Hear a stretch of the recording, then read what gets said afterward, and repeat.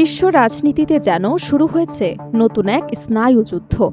একদিকে যুদ্ধের ময়দান, অন্যদিকে প্রকাশ্যে এসেছে একটি বিতর্কিত হিট লিস্ট। কথায় আছে, প্রতিশোধের আগুন একবার জ্বলে উঠলে তার ছাই অনেক দূর পর্যন্ত উড়ে যায়। মধ্যপ্রাচ্যের বর্তমান পরিস্থিতি যেন সেই প্রবাদকেই নতুন করে মনে করিয়ে দিচ্ছে।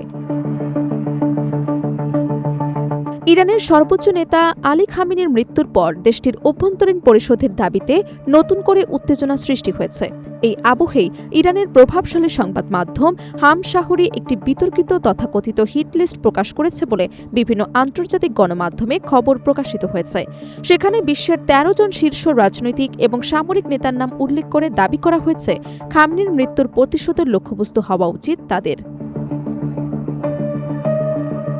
প্রকাশিত তালিকায় রয়েছে মার্কিন প্রেসিডেন্ট ডোনাল্ড ট্রাম্প, ইসরায়েলের প্রধানমন্ত্রী বেঞ্জামিন নেতানিয়াহু, ব্রিটিশ প্রধানমন্ত্রী কিয়ার স্টারমার, ফ্রান্সের প্রেসিডেন্ট ইমানুয়েল ম্যাক্রো, জার্মানির চ্যান্সেলর ফ্রিডরিখ মার্চ, যুক্তরাষ্ট্রের পররাষ্ট্রমন্ত্রী মার্কো রুবিও, প্রতিরক্ষামন্ত্রী পেট হেগসেথ, ইসরায়েলের প্রতিরক্ষামন্ত্রী ইসরায়েল কাদস এবং দেশটির সেনাপ্রধান ইয়াল জামির সহ আরও কয়েকজন প্রভাবশালী ব্যক্তি।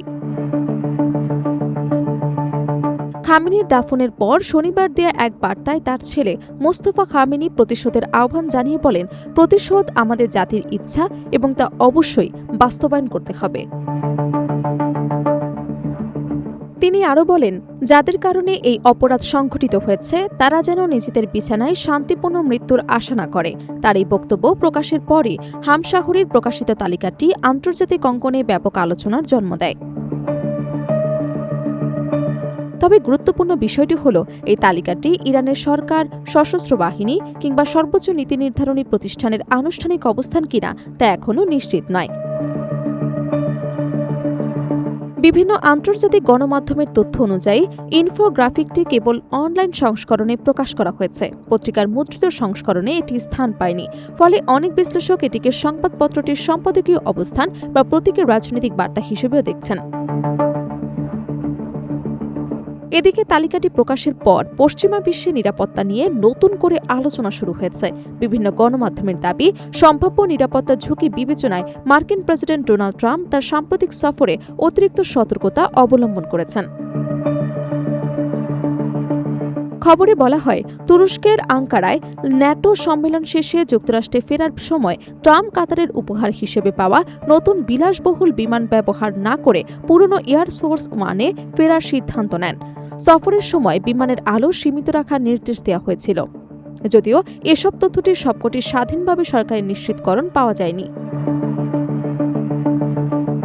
ডোনাল্ড ট্রাম্প নিজেও এক বক্তব্যে দাবি করেন, ইরানের সম্ভাব্য লক্ষ্যবস্তুর তালিকায় তার নাম সবচেয়ে উপরে রয়েছে, যদিও ইরানের সরকারি কোনো প্রতিষ্ঠান আনুষ্ঠানিকভাবে এমন দাবি নিশ্চিত করেননি।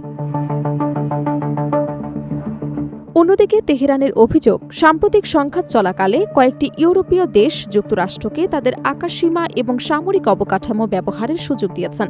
ইরানের ভাষ্য অনুযায়ী এ কারণেই ওই দেশগুলো সংঘাতের অংশীদার হিসেবে বিবেচিত হতে পারে। তবে সংশ্লিষ্ট পশ্চিমা দেশগুলো এই অভিযোগ নিয়ে আনুষ্ঠানিকভাবে বিভিন্ন অবস্থান জানিয়েছেন।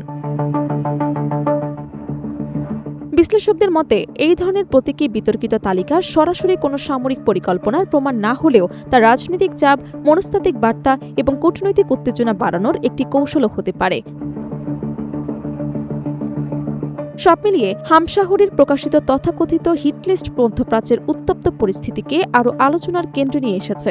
যদিও তালিকাটির সরকারি অনুমোদন নিয়ে এখনও প্রশ্ন রয়েছে, তবু এটি আন্তর্জাতিক রাজনীতিতে নতুন করে উদ্বেগ, নিরাপত্তা সতর্কতা এবং কূটনৈতিক উত্তেজনার জন্ম দিয়েছে। প্রতিশোধের ভাষা, পাল্টা হুমকি এবং অবিশ্বাস, সব মিলিয়ে মধ্যপ্রাচ্যের সংকট যে এখনও শেষ হয়নি, বরং আরও জটিল রূপ নিচ্ছে, সেটাই স্পষ্ট হয়ে উঠেছে।